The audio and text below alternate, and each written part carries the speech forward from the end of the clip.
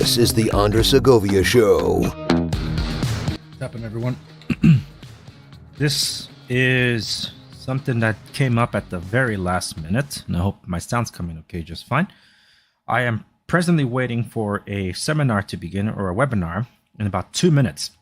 And it's with respects to the insurance deal happening here in California, or what I've been calling on my podcast, the brewing insurance crisis. Because I know there's regulations from the state that has forced some insurance companies to leave. And this webinar I just got invited to. Literally, I received the invite probably about an hour and a half ago. So I was able to register really quick because real estate professionals were invited to this webinar by the California Department of Insurance Commissioner Ricardo Lara. Ricardo Lara had the nation's first wildfire safety regulation passed October 2022 last year, on or about that time. And this was described as the wildfire safety regulation to help drive down the cost of insurance and to help consumers. It hasn't even been enforced yet, as far as I understand, but the reaction has been that we have an insurance migration. We have insurance companies that are leaving. Allstate, State Farm, I think it's State Farm, among others that have left. And those that remain are not renewing certain property or homeowners insurances, depending on where they are situated. Apparently, there's wildfire credit scores, if you will, or like score numbers assigned to properties of their high risk for wildfires. And the whole argument for these wildfire safety regulations have been due to supposed climate change intensification of forest fires.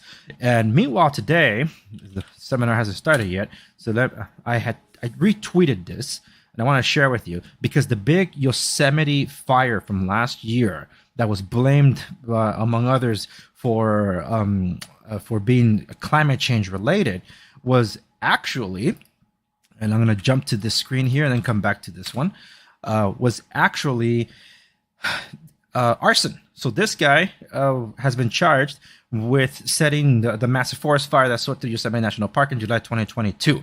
And of course, Democrats blamed it on climate change and they say, well, it was set upon by a guy, but it was only big because of climate change. No, because the EPA would not let those lands be tilled. And unless you let the animals graze or, just tend to our freaking forests, then we can drive down these wildfires, or at least these massive wildfires. But it's asking too much. Let's blame it on climate change. And I've gotten under attack because I just will not go with the narrative. So this is straight from the commissioner's Department of Insurance here in California. So this one, the regulations will drive down costs and create transparency for consumers. The whole transparency part is in relations to if you retrofit your property, if you're in one of these wildfire high risk adverse places, that you retrofit your walls, that you improve this landscaping, then this law, this wildfire safety regulation, will then force insurance companies to provide a discount for the insurance in those areas. And it looks like the webinar is about to start. Let me get ready for this thing. It's being recorded on there, and I'm recording too. They're streaming live to Facebook. Let me stop sharing this and see if I could share Zoom. Whoops. So this is going to get going. Let me continue setting up here, and I'll jump back in. I want to make sure that we're recording audio here. I know it's being... Welcome to the Insurance Briefing for Realtors, hosted by Insurance Commissioner Ricardo Lara, United Policyholders, and the California Association of Realtors. To start, we will go over some housekeeping rules. Please note, audio, video, and chat will be monitored and recorded. This event is also being streamed live on Facebook at InsuranceCA.gov. By default, all participants will be muted and video disabled, except for the speakers. The agenda for today's briefing will include remarks by Jennifer Brancini, President of the California Association of Realtors. We will also hear from Amy Bach, Executive Director for United Policyholders, and California Insurance Commissioner Ricardo Lara, who will make his remarks. And now it is my pleasure to introduce Jennifer Branchini, President of the California Association of Realtors. A San Francisco Bay Area realtor, California Association of Realtors President Branchini has been a realtor since 1998 and is currently an associate sales manager with Compass at Pleasanton. She's also an active realtor, helping her clients achieve their housing needs. And Branchini has served in various capacities on the board of directors of the California Association of Realtors since 2010 and the National Association of Realtors Board of Directors since 2014. Thank you for joining us, Jennifer. The floor is yours. Thank you, Julia. Good afternoon, fellow realtors. And thank you again for that warm introduction. As CAR's 2023 president and on behalf of our entire leadership team, welcome to CAR's Fire Insurance Virtual Town Hall. With the help of our distinguished guests, we will provide you with the resources necessary to assist your clients in not only locating, but keeping insurance coverage. Property insurance availability and affordability I have a feeling emerged as a top concern you guys for can't property hear owners this. throughout California. Gone are the days where concerns about insurance availability is restricted to higher risk, wildfire-prone areas. Insurance has become increasingly expensive and harder to secure no matter where you reside in the state. Efforts to protect homes and businesses from wildfire risk are paramount for consumers seeking to maximize their insurance discounts as insurance companies alter their business practice and modeling standards to reflect the state's dramatic expansion of risk exposure due to, in part, to climate change. Climate change. Recently adopted regulations by the Department of Insurance provide the foundation for today's conversation, which will include some of the questions you sent in with your registration. Today, we are honored to have California's Insurance Commissioner, Ricardo Lara, along with the Executive Director for United Policyholders, Amy Bach, to help us navigate the evolving insurance offerings available to our clients in today's insurance market. We are grateful for your participation. And with that said, I'll turn it back over to Julia. Thank you very much, Jennifer, for your thoughtful remarks. Now I'm pleased to introduce Ms. Amy Bach, Executive Director for United Policyholders, which she co-founded in 1991. A professional insurance consumer advocate since 1985, Amy is a nationally recognized advocate for policyholders and an expert on insurance trends, claims, coverage, law, and public policy matters. She is on her second term as an official consumer representative with the National Association of Insurance Commissioners since 2009 and has been recognized as Person of the Year in Money Magazine's Money Hero. Fantastic. So thank you for joining us, Amy. The floor is yours. Thank you so much, Julia. And I want to say again, thank you to Commissioner Lara and his team who have been steadfast partners with our organization and of course with all of you out there who are stakeholders in the property insurance arena here in California, working to tackle this issue now for quite a few years through a lot of different work streams. We appreciate the opportunity to be here. We certainly try our best to stay in touch with the realtor community. Our organization, we've been around since 1991. We have generally always had a realtor on our board of directors. Our mission is to help people make good decisions about insuring their assets and then to be able to navigate the claim process if they've had a loss. And so just a brief history here. I think we all share your pain as trying to do your jobs. We share the pain of your clients trying to buy and sell homes, finding that the cost and the quality of the options that that are available to them are just not what they were in the past. So we all want to solve this problem. It's not a simple one.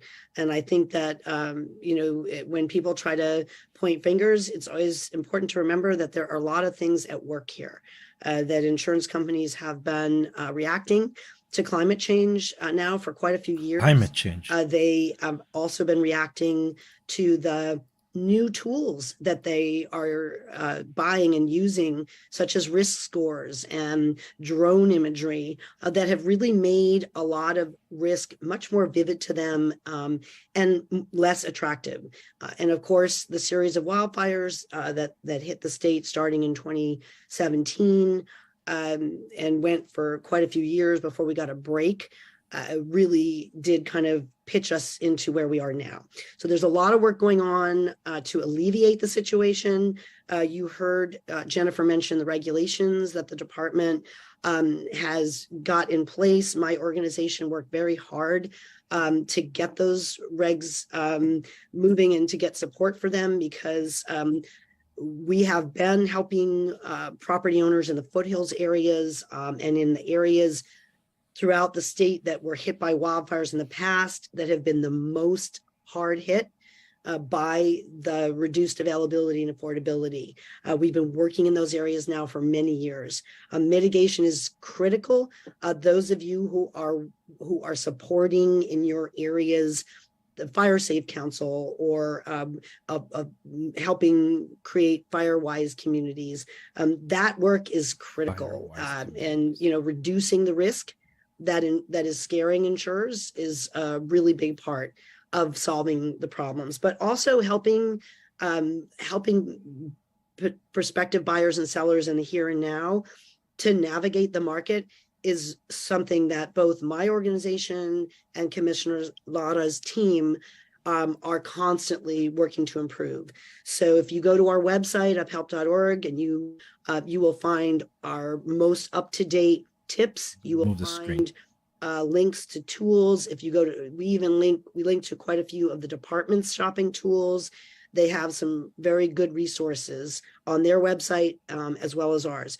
So again, in the here and now, we are collectively staying on top of who's writing where, helping get the FAIR plan limits increased. I think the commissioner should get some credit, a lot of credit there, for getting the commercial limits up to 20 million by agreement. The FAIR plan doesn't always do everything by agreement.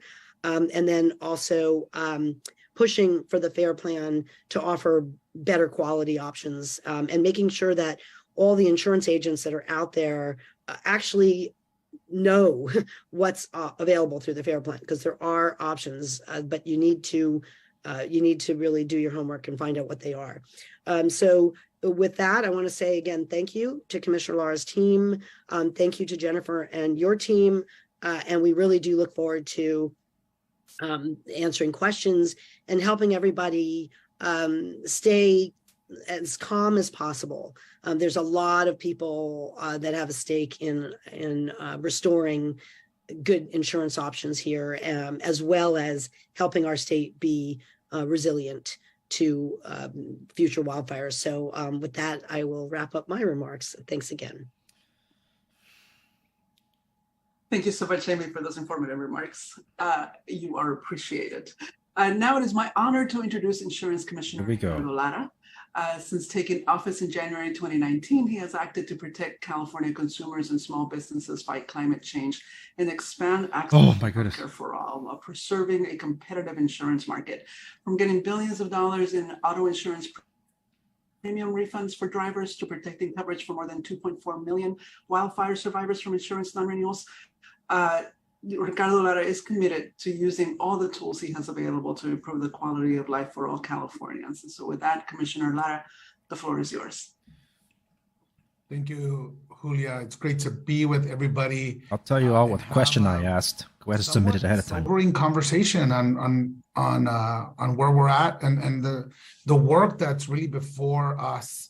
The fact is that we've never experienced the magnitude of climactic events that we've been experienced, oh my goodness, coupled with record level inflation, costs to rebuild, and just all these issues that are now coming to fruition. Yeah, build back better.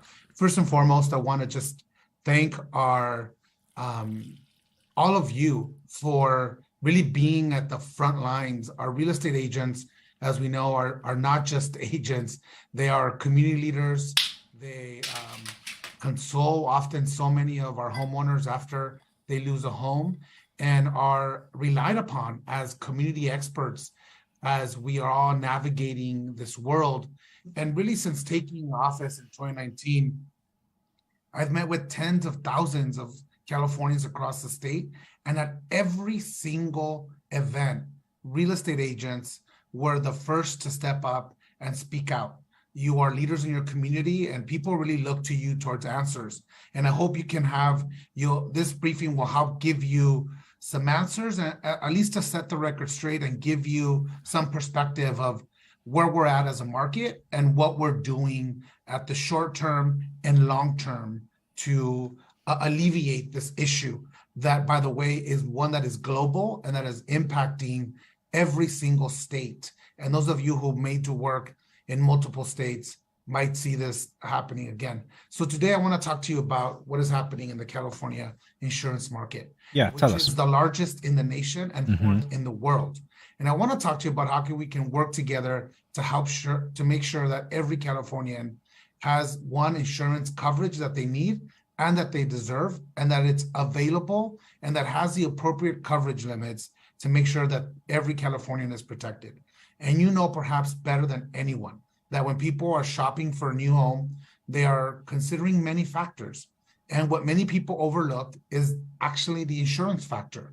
Yet insurance might be the number one most important thing people need in order to protect their largest financial investment.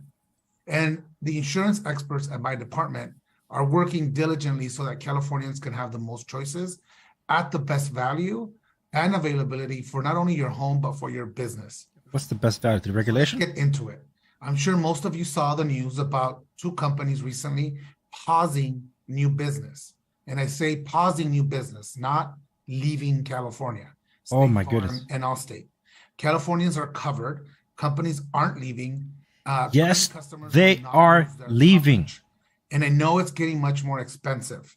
And we Yes. have more than 100 companies, that's 100 companies, continuing to write new homeowners business across the state. Yeah, more expensive. And they might not be well known and they might not invest millions of dollars in advertising, but there's over 100 companies doing and providing coverage. So we continue to see new insurers also submit and receive approval of new programs and products in our homeowners market. Yeah, tell us the wait times. Department of Insurance, we're doing our part, approving new programs and reviewing insurance company filings so that we continue to grow our marketplace, but that they're also fair and equitable, and that Californians are paying for the amount of risk of where they live. So we have insurance experts ready via phone and via online chat to help people understand their options. And we also have a home insurance finder on our website to help you search the market. But I also want you to take advantage of giving us a call, chatting with us online. If you're having trouble finding insurance for a certain part of your community, we track those trends. We work with the insurance companies. We actually call them and work hand in hand with consumers to try to get them the best option available for them in accordance to where they live. So when the insurance market changes, I know there's a lot of confusion and questions, and really my department is there to help homeowners navigate what their options are. So please use this as a resource. Now we know insurance companies are not writing every risk in every area. That's nothing new.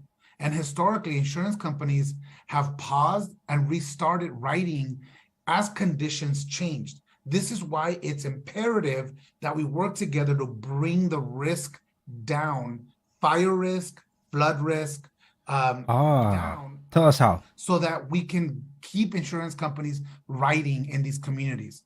Let me be clear though, and let me tell you what is different today. Summers are hotter, winter storms are getting more intense, and wildfires are bigger. So it's climate change's fault. Up the risk for everyone. So whether we like it or not, climate change is really affecting every aspect of our lives. So regulation is going to eliminate climate change. Yes, there are other aggregating factors that I mentioned. Cost for construction's up, cost for materials, and so are Build Back rebuilding Better. cost. And, these are global issues about rising cost of repairs, materials, rebuilding. But, we're not powerless. Here are some of the actions that, I'm taking. Number one, we need to build better. And we're really engaging with our California Building Association and with big home builders to help inform us on how we build and how do we rebuild better. When you buy and sell, Build Back Better is a perfect time to do what is needed Bidenomics to protect your home. And we have a new roadmap to help you do that. Number two, we need safer communities that can withstand more extreme wildfires. No longer are we just looking at individual parcels or individual businesses. We're looking at the entire community. Our state and local governments are making record investments in wildfire safety. Local communities need to do their part, and we'll talk about that in a couple of minutes because we did get a lot of questions around this, these issues. Number three, we have to retool our market. So insurance companies charge the price that is justified and fair, and people get more choices. According to who? Especially are people living in the WUI and in environmentally sensitive areas. That's where my role is critical. When insurance companies look at in the short term of making their business decisions, I'm really focused on long-term stability of our insurance market. We have, again, I have to say, we've been here before after, major wildfires. What's different is the actions that we are taking now. So you just said it's never been like this before. Is the nation's first regulation requiring wildfire safety discounts for homeowners and businesses. This is where I think as agents and with our department, we're going to depend on you heavily to make sure that homeowners know that in California, if you do the home hardening and invest the thousands of dollars that you're going to need in some cases to harden your home, harden your surrounding and your community, you're actually going to be getting a discount from your insurance company for that fire risk. And how long until it offsets the thousands of dollars of upfront costs? For these safety measures, such as upgraded roofs and windows, defensible space, membership in a community-wide program such as Firewise USA. Again, it's about bringing the risk I don't know if I'm going to make it, folks. So that we get insurance companies to stay in these communities so that you have the most options, and you have insurance companies. You just said everything is more expensive. Business to drive down that cost. If you make your home safer, you can save money on your insurance, and it can help you get and stay covered. So I also have an action plan to cut the red tape and make insurance benefits better. If you have to evacuate your home because of a wildfire or a storm, your insurance benefits have to go further. And if your home is destroyed, you no longer face a penalty if you choose to relocate rather than rebuild. And if you live in an area that is hit by a wildfire, you now have protections from losing your insurance because a law that I actually wrote when I was in the Senate, and I have protected more than 4 million people since taking office. All these regulations and all these new insurance protections have really helped since the devastating wildfires in 2017 and 2018. Your clients need to know about them so that we can get that information to our consumers. And you could find all those resources at our website at insurance.ca.gov. Now, as realtors, you can be a critical team player in this effort, and you are leaders in our community. As I said before, you can help be ambassadors for wildfire safety. When someone is selling a home, please talk to your clients about the Safer from Wildfire framework that gives consumers some certainty that their investment in hardening their home is going to pay back through a discount. So making sure that we prioritize fire safety.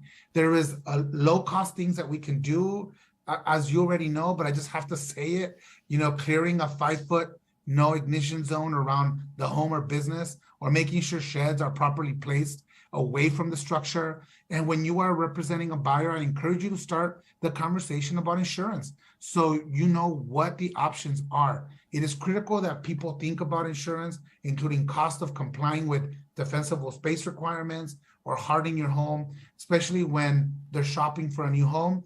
The options include, of course, we know the FAIR Plan, our state's insurance safety net. And I know the FAIR Plan is expensive and the FAIR Plan is often not fair. And it should be a temporary option. And I have worked on reforming the FAIR Plan to expand its coverage limits, as Amy was saying, and ensure affordability for policyholders. That includes expanding residential and commercial coverage limits. By the way, as Amy was saying, these limits haven't been updated. They've been updated for the first time in 25 years to keep pace with increased costs. That's simply unacceptable. Finally, we're working with the governor and the legislature to increase our wildfire mitigation efforts, pumping $2.7 billion into wildfire resilience programs over the past 3 years. That's going to take time to get all that money out to be able to start tending to our forests, managing these open spaces. Tending to our forest, finally? Bring that fire risk down again. These efforts include funding for fire prevention grants for local risk reduction projects, creating fire breaks to protect communities, expanding defensible space inspections, and increasing strategies like prescribed fire and fuel reduction projects.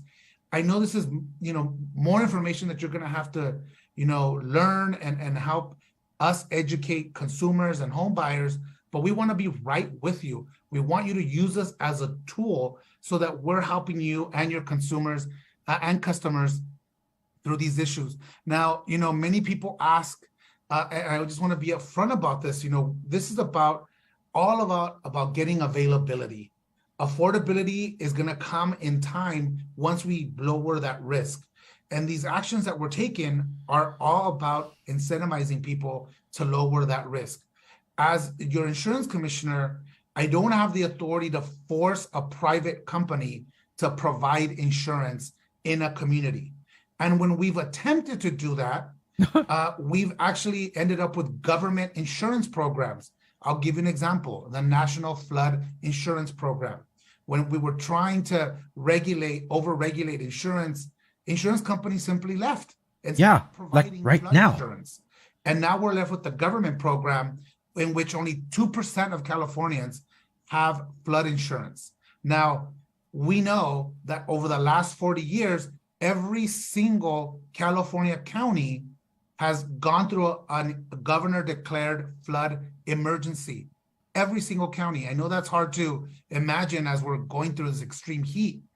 You look at earthquake insurance after the Northridge earthquake, when we came in and the legislature came in to try to over-regulate earthquake insurance, we ended up with the California Earthquake Authority, again, where there's only take up by single digits.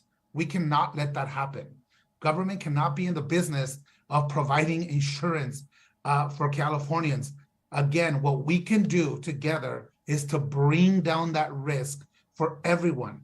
And the way I'm doing that is by giving California homeowners and businesses a discount for doing the right thing. You're forcing insurance companies to give discounts. What we were hearing before I came into this position is that insurance companies were telling people and homeowners to do all these modifications, and yet they were still getting dropped, or they were spending thousands of dollars and not getting anything in return. And now through this regulation, which is not the end all be all, but this is a good beginning. And we've worked with insurance companies and the insurance company trade groups to acknowledge that the things that we're requiring to do through our Safer from Wildfires framework actually count towards fire reduction risk. And that's, again, what we're doing. I want to just, again, thank Jennifer for your leadership, and thank you. There is a good point he made just now. I have to give credit to where credit's due. Really seeing us as a partner, because we want you to sell homes. We want to continue to invest in the California dream and the American dream of home ownership. We want to be smart about how and when we buy, where we buy, and how we build. And so I'm honored to be here and know that these are difficult times, but we're going to require all of us working together to solve this really global issue that we're all facing. So thank you again. Okay, question and answer session. All right, so before they get going, we have to submit our questions ahead of time. I would like to thank every one of you who submitted questions for this webinar. Yeah, We would hope you that through read the mine? presentations, your questions have been answered. But now we will discuss some of the most salient questions we received. And if after this you still have questions, I invite you to please call us and speak directly with our experts at 800-927-4357 or on our website through our chat feature at insurance.ca.gov. At this point, I would like to invite Amy and Commissioner Lara back as we will get started. Let's see where the first couple of questions are. So the first question we have is there a fire-resistant retrofit or certification process a property can achieve through construction efforts? So Amy, see that you are unmute first. So yeah, okay, sure, thank you. So there are a couple of options. So there is the Safer from Wildfires designation, which there's some info in the chat about that. There's also a designation that you can get as a wildfire prepared home. And that designation comes from the Institute for Home and Business Safety, IBHS. They are a nonprofit think tank research facility supported by the insurance industry. So insurers generally have confidence in their program, but both programs will get you an official label that you, the property owner, have done something. It's a little bit like a LEED designation that this is a green building. So Safer from Wildfires is one and Wildfire Prepared Home is another. The tricky part about the wildfire prepared home designation is that there is a very strict requirement that there be 5 feet of clear space around the home. And that is proving to be a very challenging requirement for a lot of people in areas, particularly like Scripps Ranch, Rancho Bernardo, any place where there's sort of a common area and there are rules about landscaping and keeping things looking a certain way, wood fences, things like that. So this is a work in progress. You know, the IBHS, they launched their Wildfire Prepared Home program in Paradise last year, and take up has been a little slow.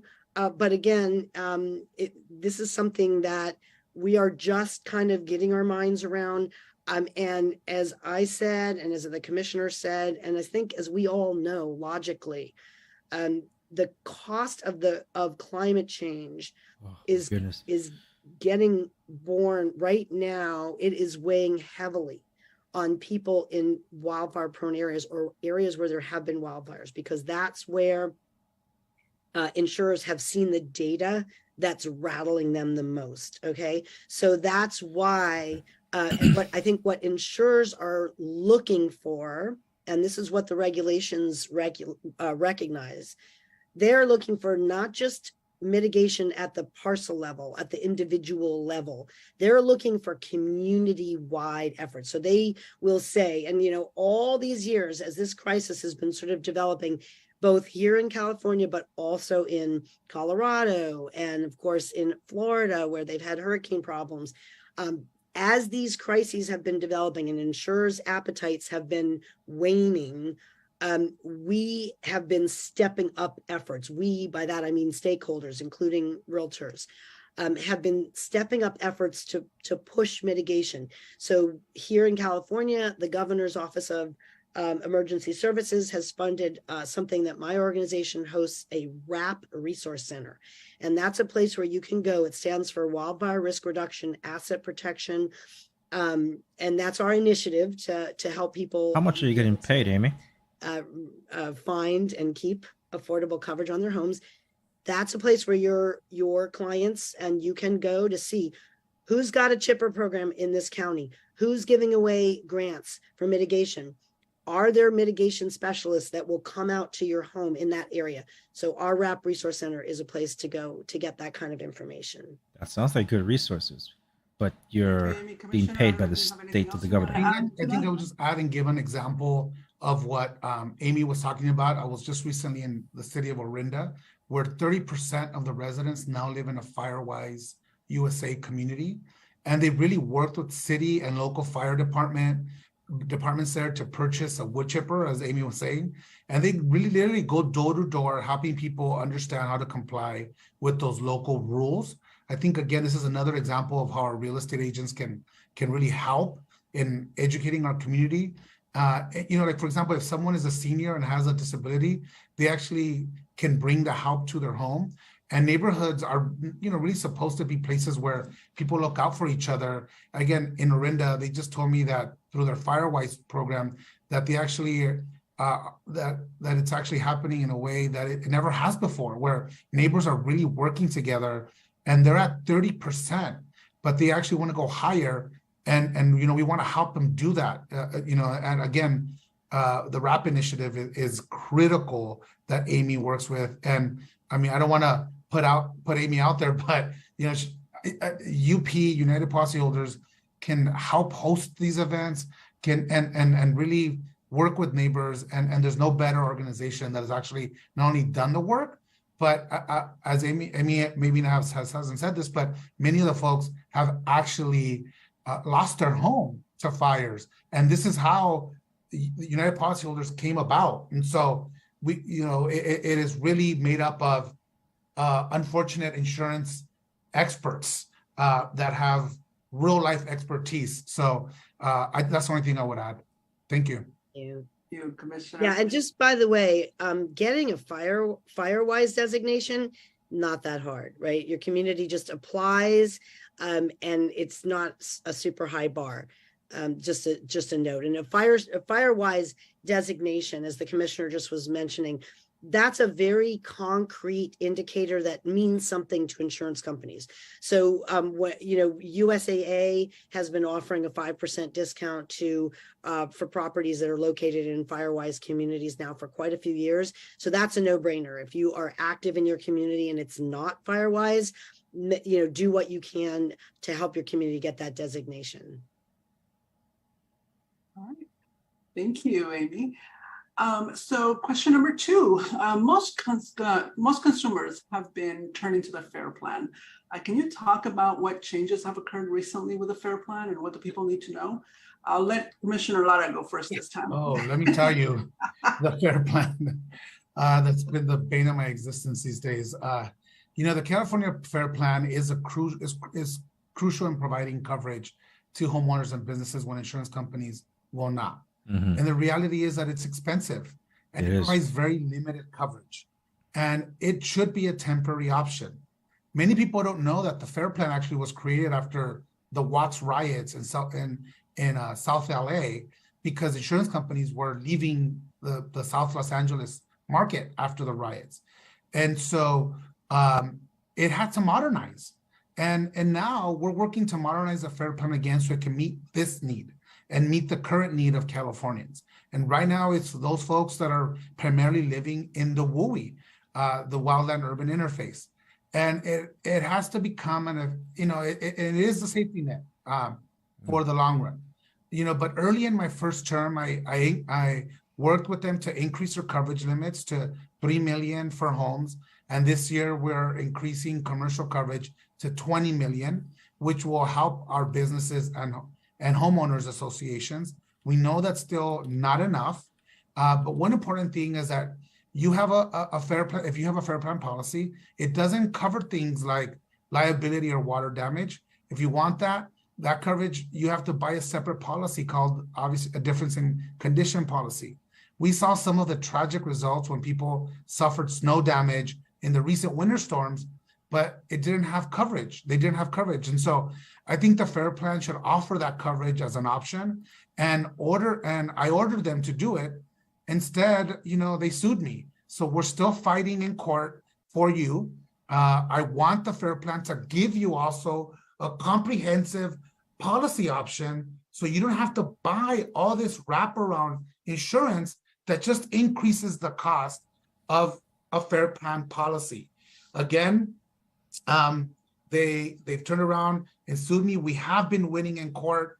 The FAIR plan, I just wish if they just stop fighting me and just start working with us to provide this important option for consumers that are being sent to the FAIR plan. And by the way, the FAIR plan that you should know is run by the insurance companies. That's how it's set up. So essentially, they get their cake and eat it too. They send you to the fair plan. They won't take your fire coverage, liability, but they'll sell you everything else. And in selling you these wraparound coverages, it just increases the cost. So there should be a comprehensive policy option for you, so you don't have to add already to a very expensive policy through the fair plan. So I can go on this, which was made by regulations. I'm gonna tag team with you, and I'm sure you'll be much nicer. No, I mean, I think that, you hit the nail on the head, that the fact that the fair plan, actually, it's great that we have it. As flawed as it is, it really is, it's a critical safety valve, as we can all see, right? And their policy count has grown.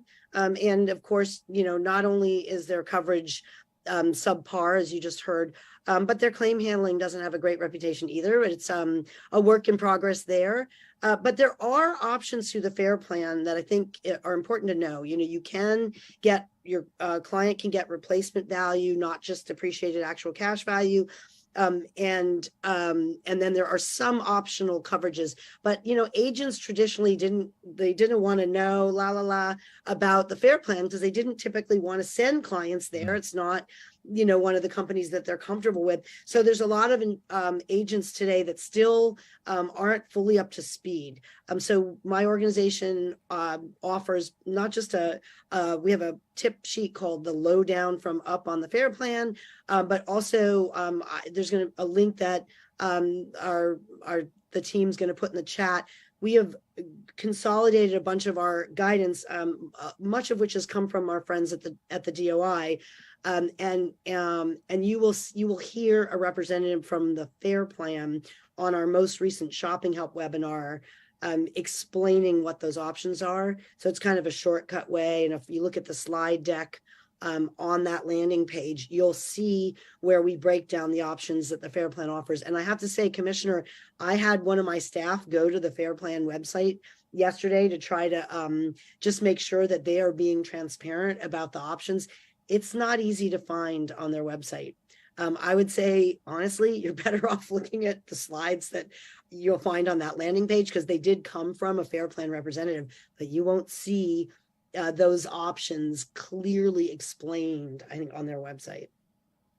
We have to make sure, we'll take a look at that.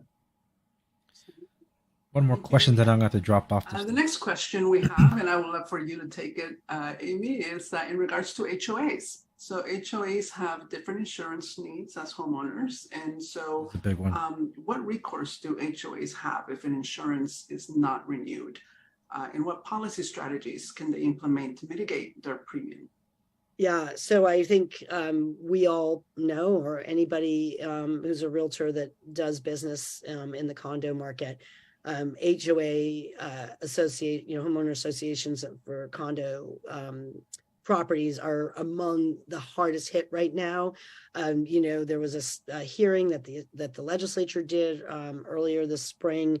The commissioner has done a hearing, and you will hear breathtaking premiums, that they went from $50,000 a year to $500,000. So HOAs are scrambling mightily. The $20 million fair plan limit increase is going to be a big help. But of course, it's per location. So I think some HOAs are looking at reorganizing into smaller units, so that instead of having one big HOA that can't get enough overall coverage, breaking it up into smaller units that can then access the fair plan 20 million if they can't find it in the non-admitted market is an option. I think, again, one of the most challenging parts of this right now, because there had been a number of specialty companies that were insuring HOAs, and a lot of them have really kind of talk to the hand, which is why so many people are going to the fair plan. I think the commissioner was able to get the fair plan. They don't always, like you heard, they don't always agree. In fact, that's why there's litigation between them and the department. But I think most people are recognizing 20 million, they're going to have to go even higher. And I think that's about all I have on that. I think I'll just add, that I know that HOAs and community associations have really unique needs for commercial coverage, including obviously liability coverage, completely unrelated to wildfires. So again, as Amy said, even with the increase to 20 million, that will be in place by the end of the year. That's especially, it's not going to be enough, especially for our larger HOAs. And greater competition in the private market is required. So I'm actively talking to insurance companies to get commitments to grow in California in this space. Any message to them is, the message to them, I should say, is this: our commercial insurance market is not giving HOAs the coverage options that really they need, particularly for our larger community associations. Over the past year, I've been meeting with community leaders and hearing your stories from seniors who bought their homes a long time ago, but now cannot buy or sell because you can't guarantee insurance coverage. HOA boards, including my own board in my condo, dealing with skyrocketing insurance prices because they're really forced to go to the surplus market for coverage. Everything from roof repairs placed on hold due to massive increases in fire insurance. Yep. So let me be clear, in this area, we don't have all the answers, but I promise you this: we're going to continue to work with our community associations so we can come out of this stronger and with more options. We're actually also looking at data and we're looking at what the market looks like for our HOAs. So we've been in very close contact with our HOA associations and really brainstorming several ideas here in this issue that I know it continues to be something that keeps growing. So we're working on it. Let's see if we could do one more question. Thank you, Commissioner. How do insurance companies determine and price wildfire risk? Are they looking at maps or data? Is there a map? They kind of answered that a one. zoning map that shows fire ratings for individual parcels? Yeah, let me jump in this one. This is a question we get often. Most people don't realize that many insurance companies give wildfire risk scores to your individual property. So insurance companies use these fire risk scores to determine where they will write and renew policies and how much premium to charge a policyholder. These scores look at different elements of your property, such as your wildfire fuel load and the access to local fire department, for example. When I took office, I started meeting with people across the state and quickly realized that people didn't even know what the risk was at their own home or what they can even do about it. Insurance companies were really keeping customers in the dark. They would hide behind saying that, this is proprietary information and that we can't give you. Sounds like the National Association of Realtors, MLS. Your score, and that made no sense to me. How do you want to engage a consumer, not give them the information so that they can actually harden their home? So under my new regulation, insurance companies must now provide you with the fire risk score, not only for your property, whenever you apply for a policy, and before renewal or non-renewal of your policy, and anytime you've completed mitigation on your property, request a score from the insurance company so that you are now given an opportunity to appeal that score. There's much more transparency now about how that score comes about, an opportunity for you to appeal once you make the necessary adjustments to your home, so you could bring down that fire risk score, and that the insurance company is now forced to look at your property and the changes you've made to keep that fire risk low score, to keep your score low. Before you buy or sell a home, it's a perfect time to, again, get educated about the risks of your property, your score. So now you can do something about that, unlike before, where you weren't even given an opportunity to even understand what the score was, how you achieved that score, and not even an opportunity to appeal that score, especially after so many people would say, a surveyor, an adjuster, nobody's come to my property, but yet they have assigned the score to me. So again, that sounds beneficial. Is critical, and we were able to achieve that through the regulation. So that was a big win for consumers. Does sound like it. I think that's my work. Do we have time for me to add? You could add. Okay.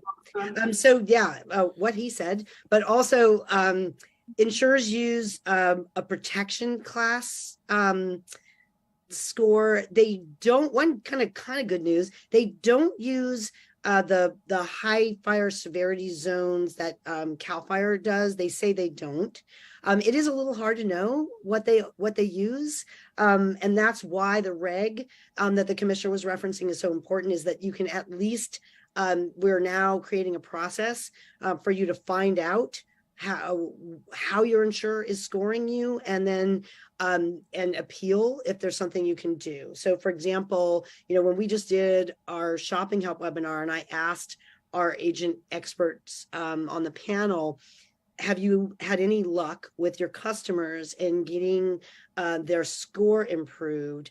Most of the scoring systems look at things that are very hard for the consumer to control. For example, how close they are to a fire hydrant, or the most basic model, it looks at the fuels, right? Brush around the house, slope. Are they on a steep hill, which is harder for firefighters to access, and access. Could a truck get there, right? Or the end of a road. So, but beyond that, unfortunately, insurers are now, because of all the technology that's available to them, they're using all kinds of their own proprietary ways of assessing. So I think, the commissioner's staff is working very hard to hold the line for consumers and say, we're not going to approve rates unless we understand them to be fair and not excessive. And of course, part of that is understanding how the insurers are classifying risks. And that's part of what the Rate Regulation Bureau at the department does. So along with that, just because we're on the subject, can a consumer challenge being dropped now because of a fire hazard rating? Now they can. So I have to leave this there. For those of you that are interested in watching the whole thing, I'm going to be leaving a link to the Facebook Live replay on our show notes accompany this episode at www.theundersegovia.com. I need to close out this with my own commentary. For those watching on the replay, you'll be able to probably see an intro that I'm going to be putting up there. And since I don't want just a black screen there, let me just put my website up there. For those of you that are unfamiliar, you guys can go to my website. So you make sure you're not missing out on all the latest contents, the latest places you can find me on, because I am across just about everything. The stations are changing a little, but the podcast distributors don't. I am absolutely in as many places as you can imagine. Video platforms, though, are changing a little bit, so I just put up the pertinent ones that I'm on.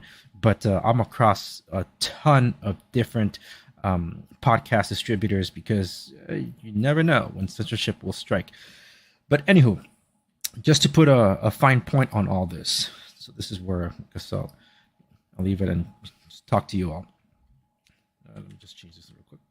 You can see just about everywhere that I'm on at the _Segovia, except Twitter /X, whatever it is now, which is _Segovia. All right. So some of you might not understand what my reactions were. Like, what was I reacting to?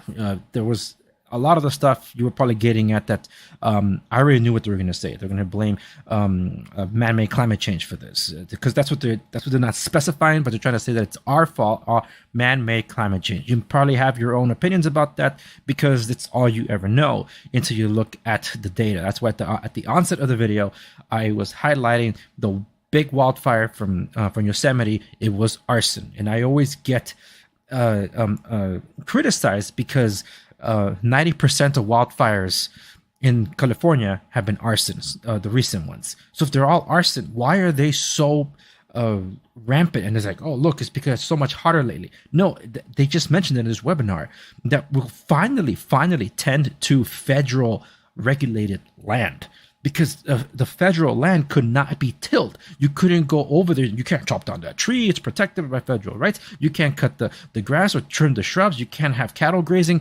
Well, then you're basically creating fuels for wildfires. The very thing that you say that these insurance companies use to assess the score, the high risk fire scores for why they would write an insurance or why they wouldn't write insurance. So regulation has led us to this point, not the big boogeyman they're claiming to be, being climate change. Now, a lot of you are going to have your own emotions and expressions about that. I'm sticking to what I know based on the actual data that's been refuted and also the stuff that's come to light. So I recommend you do your own homework. Don't just rely on Google to do it, though, because it's, just when you look into this, you'll see what I'm talking about. There's a lot more than what they're telling us because it's easier to get you to comply if they're saying we're battling against this unforeseen thing. And that we got to do our part. So they're saying, okay, yes, we know insurance is expensive, and we know the cost of building is way more expensive right now because of inflation caused by the economic policies of this administration. I'm speaking not just at the national level, I'm speaking also at the state level under Gavin Newsom. So you have something that's twofold. And on top of that, you also have the issue of the insurances leaving. He said pausing. There's some insurance companies like Farmers that are pausing renewals of policies, correct? That is true. That's why the insurance brokers that I've been dealing with have been saying, do not move your insurance. If you can renew what you have, because when you move policies, if the insurance companies are still here, you have a waiting period of 7 to 21 days, business days, to get a new policy. That's the waiting time. Allstate and State Farm are leaving. And I know that from firsthand experience because that's what I was dealing with. For those of you that tune into my show regularly would know that I've been covering and complaining about that, especially on social media.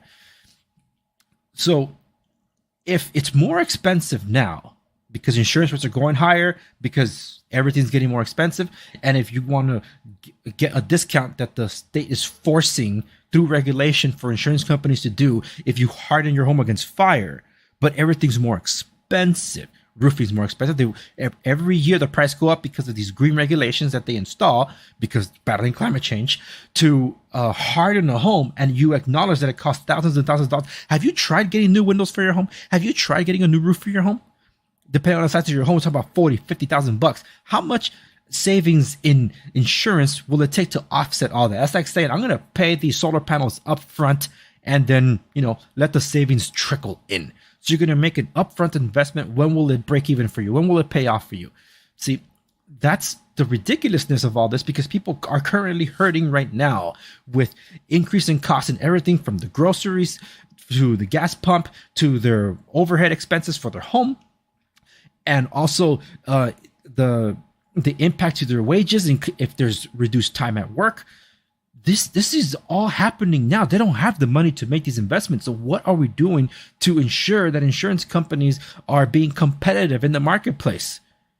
You're literally saying, we're not going to point the finger at anybody but the insurance companies. The way you should have said at the beginning, instead of saying we're not going to point fingers at anybody. The government will not till the land. The insurance companies use the rating that all that land is the fuel for why they would write or not write the insurance. So who's at fault? We have the EPA and with the insurance commissioner's office trying to force the regulation to bend the insurance companies to their will. I'm not trying to defend the insurance companies either. I'm just telling you the reality of how the market forces work. And you do not get your way by taxing or regulating a company to bend to your will. It has never resulted in any positive thing for the consumers except more expensive. Next time, we're going to be probably talking about the utilities situation because of what they're doing to Edison. Edison might be introducing what I want to call race-based tiers for power because of things. It's just ridiculous. But anyway, thank you so very much for watching this unplanned stream of the Andre Segovia Show. It will make it on its way to this podcast. Remember to like, share, subscribe, stay to know. Follow me everywhere. Show notes available at theandresegovia.com, and I'll see you in the next one.